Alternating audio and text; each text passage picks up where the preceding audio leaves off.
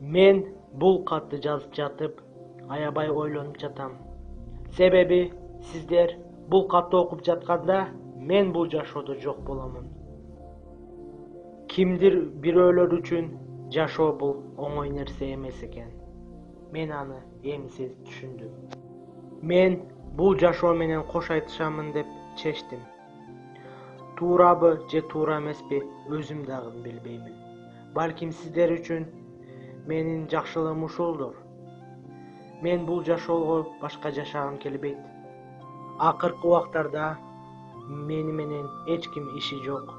Досторум да, ата-энем да өзү менен өзү болуп жүргөнсүйт. Мен бул жашоодон кош айтышкандан кийин гана сиздер мага көңүл бурасыздарбы деп ойлоймун. Бирок мен өзүм кол салуудан аябай коркуп турамын. Мен силердин айтканыңарды кылбай, өзүм билип, өзүм менен өзүм болуп жүргөндөн көрө сиздер менен кош айтышайын. Жакшы калыңыздар, апа, ата жана мен сүйүктүү сиңдим. Мындан ары мен бейиште сиздерди күтөм. Жаңылышасың, сен өзүңдүн өмүрүңдү кыйсаң, аябай жаман иш кылган болосуң. Сенин бир туугандарың жакшы үй бүлөң бар экен. Сен өлгөндөн кийин эмне болорун сен билбейсиң. Кел, сага бир нерсе көрсөтөм.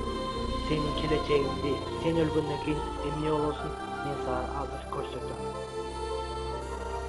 Макул. Эмне болуп жатат? Кимди алып кетип жатат больницага?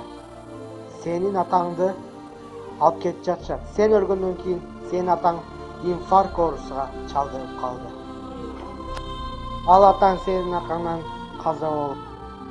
Бул сенин апаң психикалык жактан жабыркады сенин аркаңан. Эми сенин иниң интернатта жашайт эми, балдар бакчасында. Бул нерсенин бардыгы сенин колуңан жаралды. Эгер сен өзүңдү өлүмгө таштабасаң, эч качан мындай болбойт эле. Сенин апаң, ата-энең канчалык кыйналганын сен билбейсиң. Эми сенин аркага